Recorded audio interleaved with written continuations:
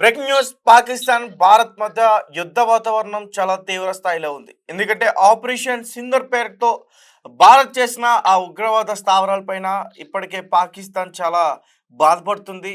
సిగ్గు లేకుండా వాళ్ళ ఆర్మీ సైన్యం అంతా కూడా ఆ ఉగ్రవాదులు చనిపోతే వాళ్ళ అంత్యక్రియలకు హాజరైంది. ఒక పక్క పాకిస్తాన్ మాకు ఉగ్రవాదులకి ఎటువంటి సంబంధం లేదు, వాళ్ళని నిర్మూలించడానికి మేము కూడా ప్రయత్నిస్తాం అంటూ కబుర్లు చెప్తున్న పాకిస్తాన్ నిన్న తన నిజ స్వరూపాన్ని బయట పెట్టుకుంది. అయితే రీసెంట్‌గా బయటకొచ్చిన వార్త ఏంటంటే, పాకిస్తాన్ ఒక మధ్యవర్తిని పంపిస్తుంది ఇండియాకి ఈ చర్చలు జరపడానికి.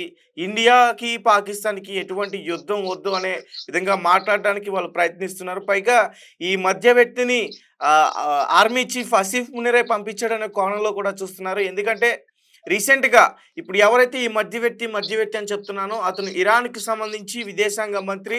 అతను అబ్దుల్ సయద్. సో, ఆహ్, ఇండియా కన్నా ముందే అతను పాకిస్తాన్‌లో ఈ ఆర్మీ చీఫ్ ఆసిఫ్ మునీర్‌ని కలిసాడు. మరి ఈరోజు మన భారత విదేశాంగ మంత్రి సుబ్రహ్మణ్య జయశంకర్‌తో అతను కలవనున్నారు. ఖచ్చితంగా పాకిస్తాన్‌కి సంబంధించి ఈ విషయాలన్నీ కూడా మాట్లాడే పరిస్థితి అయితే ఉంది. అంటే ఈ యుద్ధ వాతావరణం గురించి. సో, అంటే ఈ దాడులు అవసరమా? ఈ దాడులు ఎందుకు? అనే కోణంలో మాట్లాడే పరిస్థితి ఖచ్చితంగా ఉంటుంది. ఎందుకంటే ఇప్పటికే పాకిస్తాన్ ప్రజలు అక్కడ కన్నీరు మున్నీరుగా ఉన్నారు. ఒక పక్క వాళ్ళ మీడియా సంస్థల్లో వాళ్ళు ఏడవడం, అలాగే మరొక పక్క వాళ్ళ డిఫెన్స్ గాని, వాళ్ళ ఆర్మీ అందరూ కూడా ఈ యుద్ధం అవసరం అంటూ కూడా వాళ్ళు రాజీనామా చేసి వెళ్ళిపోవడం, ఇటువంటియన్నీ కూడా జరుగుతున్నాయి. ఒకసారి పూర్తిగా మన విషయాలన్నీ కూడా తెలుసుకునే ప్రయత్నం చేద్దాం. ఎందుకంటే ఢిల్లీకి ఈరోజు అతను రాబోతున్నారు. హైదరాబాద్‌లో కలిసే అవకాశం ఉందంటూ కూడా చెప్తున్నారు. పూర్తి విషయాలన్నీ కూడా మా ఆదిత్య లైన్‌లో ఉన్నారు అందించడానికి. ఆదిత్య చెప్పండి. సో, సడెన్‌గా ఈ పాకిస్తాన్ అలాగే భారత్‌కి యుద్ధ వాతావరణ తీవ్ర స్థాయిలో ఉన్న టైంలో ఇరాన్ విదేశాంగ మంత్రి ఎందుకు అంటే పాకిస్తాన్‌కి భారత్‌కి ఒక సెటిల్‌మెంట్ చేయడానికే వస్తున్నారా? ఎలా అనుకోవచ్చు ఆదిత్య? రైట్. ఆపరేషన్ సింధూర్ తర్వాత పాకిస్తాన్ అంటే ఆ స్థాయిలో ఎక్స్‌పెక్ట్ కూడా చేసుండరు. ఇలా జరుగుతుందని జెప్పేసి, ఈ స్థాయిలో డ్యామేజ్ జరుగుతుందని జెప్పేసి. ఆ తర్వాత వాళ్ళు కూడా ఎల్ఓసి దగ్గర కొంత ఆహ్, కౌంటర్ ఇచ్చే ప్రయత్నం చేశారట దాడులతోటి. కొంతమంది భారతీయ పౌరులనైతే చంపేశారు. ఒక ఉద్రిక్త పరిస్థితులైతే 2 దేశాల మధ్య నెలకొనడం చూసాం. సో, ఒక యుద్ధం రాబోతుంది అన్న సంకేతం అయితే కనిపింది. కాకపోతే యుద్ధానికి పాకిస్తాన్ ప్రిపేర్డ్‌గా లేదు. నిన్న కూడా వాళ్ళ రక్షణ శాఖ మంత్రి మాట్లాడారు. ఆయన ఏమంటున్నారంటే భారత్ ప్రస్తుత ఆపరేషన్ ఆపితే మేము ఆపుతాం. అంతర్జాతీయ మీడియాకి ఇచ్చిన ఇంటర్వ్యూలో ఆయన ఈ విధంగా చెప్పారు. సో, హ్మ్. మేము యుద్ధాన్ని మేము కోరుకోవట్లేదు. సంయమనం పాటించేందుకు మేము సిద్ధంగా ఉన్నామని కూడా ఆయన చెప్పారు. సో, దీన్ని బట్టి చూస్తే వాళ్ళు యుద్ధం చేయడానికి భయపడుతున్నారని చెప్పుకోవాలి. ఎందుకంటే వాళ్ళకి ఆ స్థాయిలో డ్యామేజ్ జరిగే అవకాశం ఉంది. సింధూర్ ఫేజ్ 1 లోనే ఆళ్ళు చాలా వరకు నష్టపోయారు కాబట్టి, ఇక యుద్ధం వస్తే ఏ స్థాయిలో అది ఉంటుందని చెప్పేసి వాళ్ళు ఊహించున్నారు. సో, అందుకే ఒక మధ్యవర్తిని పంపించి భారత్‌ని చర్చలకు పిలిపించి యుద్ధాన్ని అంటే యుద్ధం స్థాయి వరకు వెళ్ళేంత వరకు కూడా ఆపే ప్రయత్నం చేద్దామనే ఒక ప్రయత్నంలో భాగంగానే ఈ ఇరాన్ విదేశాంగ శాఖ మంత్రి అయిన డాక్టర్ సయ్యద్ అబ్బాస్ అర్గాచ్‌ని భారత్‌లోకి పంపారని చెప్పేసి ఒక వార్త వైరల్ అవుతుంది. హ్మ్. మరి ఇతను భారత్‌ని చూడడానికి వచ్చారా?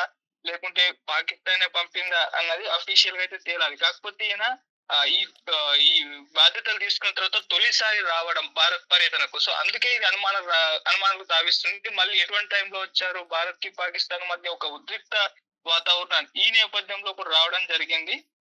సో, ఈయన భారత్, ఇరాన్ మధ్య 20వ జాయింట్ కమిషన్ సమావేశానికి ఆయన చైర్మన్‌గా కూడా వ్యవహరించబోతున్నారు. హ్మ్. ఈయన 2024 ఆగస్టులో విదేశాంగ మంత్రిగా బాధ్యతలు స్వీకరించిన తర్వాత ఫస్ట్ టైమ్ ఇప్పుడు భారత్‌కైతే వస్తున్నారు.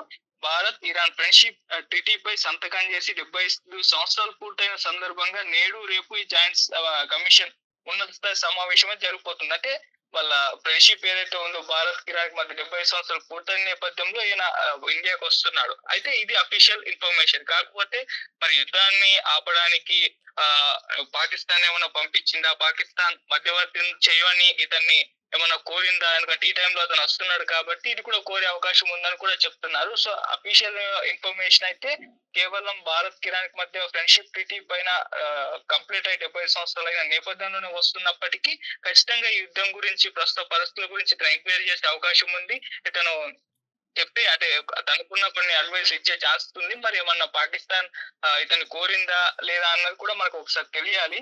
So yes. ఇతను ఇప్పుడైతే న్యూఢిల్లీలోని అలాగే హైదరాబాద్ హౌస్ లో విదేశాంగ శాఖ మంత్రి సుబ్రహ్మణ్యం జయశంకర్ తో సమావేశం అయితే కానున్నారు. సో ద్వైపాక్షిక సమావేశంలో పాల్గొంటారు. అనంతరం రాష్ట్రపతి భవన్ లో రాష్ట్రపతి ద్రౌపది ముర్ము గారిని ఆయన మర్యాద పూర్వకంగా కూడా కలుస్తారు. సో పహల్గామ్ లో జరిగిన ఉగ్రదాడి నేపథ్యంలో ఇప్పుడు భారత్ పాకిస్తాన్ మధ్య తీవ్ర ఉద్రిక్తత పెరుగుతున్న ఈ పరిస్థితుల్లో అబ్బాస్ అరగ్జీ భారత్ లో అడుగు పెట్టడం అయితే ఒక ప్రాధాన్యతను కూడా సంతరించుకోవడం చూస్తున్నాం.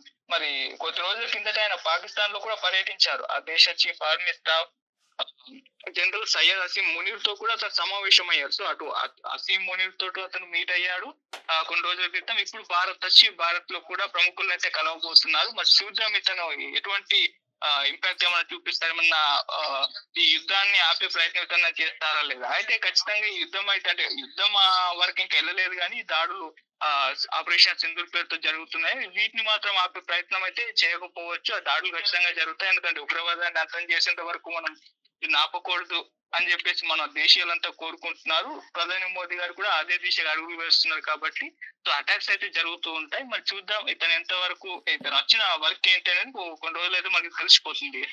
రైట్. అలాగే అంటే ఈ పహల్గామ్ అటాక్ తర్వాత ఇండియా తీసుకున్న ఈ నిర్ణయం పట్ల కూడా ఇతను ఒక ట్వీట్ కూడా చేసినట్టున్నాడు తన ఎక్స్ అకౌంట్ వేదికగా.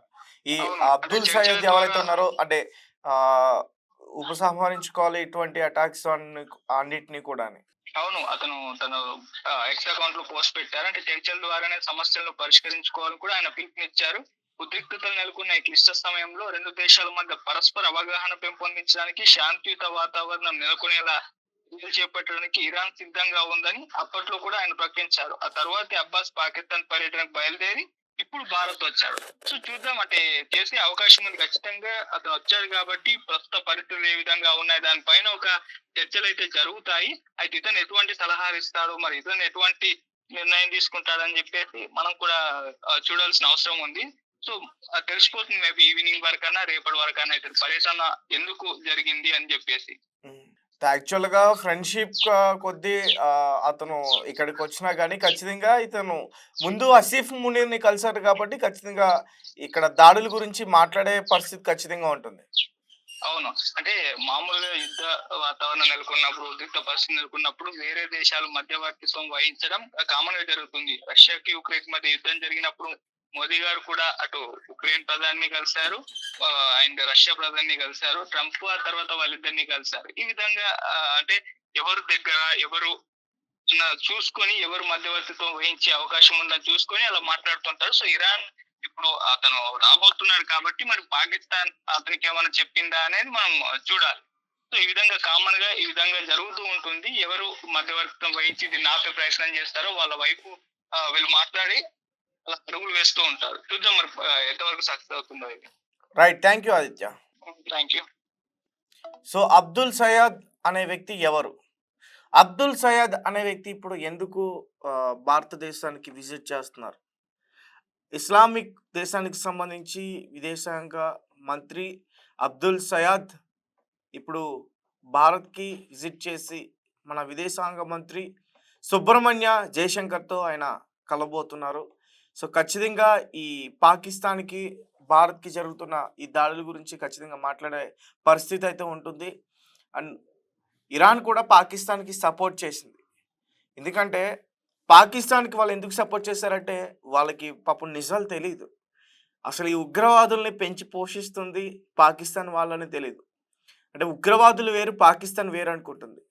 సో అంటే ఒకవేళ ఇరాన్ సపోర్ట్ చేస్తే ఇరాన్కి కూడా తప్పదు, చివాట్లు ఖచ్చితంగా ఇరాన్కి కూడా తప్పు. ఇప్పుడు బంగ్లాదేశ్తో పాటు చైనాతో పాటు అలాగే ఒక పక్క టర్కీతో పాటు ఇప్పుడు ఇరాన్ పేరు కూడా వినిపిస్తుంది. సో ఇదే టైంలో మొన్న ఈ పహల్గామ్ అటాక్ తర్వాత అతను పాకిస్తాన్కి వెళ్ళి ఆర్మీ చీఫ్ ఆసిఫ్ మునీర్ని కూడా కలవడం జరిగింది. దాని తర్వాత ఇప్పుడు భారతదేశానికి వచ్చాడు. అంటే ఇటువంటి దాడులు వద్దు, ఈ యుద్ధ వాతావరణం వద్దు, యుద్ధాలు వద్దు అనే విషయాలు ఖచ్చితంగా మాట్లాడే అవకాశం ఉంటుంది. కానీ మనం మాత్రం మర్చిపోం. ఎందుకంటే ఇప్పుడు తీసుకున్న నిర్ణయం అలాంటిది. మోడీ వెనక్కి తగ్గే అవకాశం ఎక్కడా కూడా కనిపించట్లే.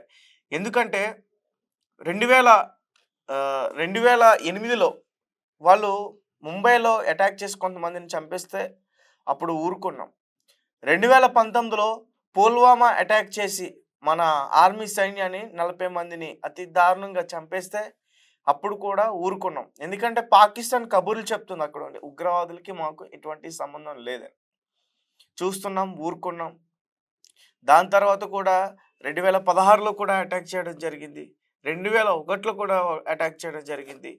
సో, ప్రతిసారి కూడా ఊరుకున్నాం. అంటే ఉగ్రవాదులు కేవలం భారతదేశం పైన కక్షతో వాళ్ళు అటాక్ చేస్తున్నారని చెప్పేసి అనుకున్నాం. కానీ రీసెంట్‌గా జరిగిన అటాక్‌లో ఈ పహల్గామ్ జరిగిన అటాక్‌లో ఉగ్రవాదులు "నువ్వు హిందువా? కాదా?" అని చెప్పేసి అడిగి మరి చంపేశారు.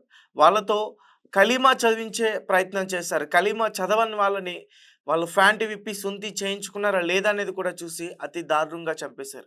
మరి ఇలాంటప్పుడు కూడా మోడీ వెనక్కి తగ్గుతారా? నువ్వు హిందువా? కాదా? అని అడిగి చంపేస్తే మోడీ వెనక్కి తగ్గుతారా? సో, కాబట్టే ఖచ్చితంగా నిర్ణయం చాలా దృఢమైన నిర్ణయం తీసుకున్నారు. ఎవరైతే ఆడబిడ్డ బొట్టు చెరిపేశారో ఆ ఉగ్రవాదులు వచ్చి ఇక్కడ అదే సింధూరం పేరిటతో ఈరోజు ఒక ఆపరేషన్ తలబెట్టి పాకిస్తాన్‌లో ఉన్న ఆ ఉగ్రవాద సంస్థలన్నిటిని కూడా మట్టు పెట్టారు. అలాగే పాకిస్తాన్‌లో ఉన్న ఆ ఉగ్రవాదులు పారిపోయే ప్రయత్నం కూడా చేస్తున్నారు. ఇంకా ఉన్నారు. చాలామంది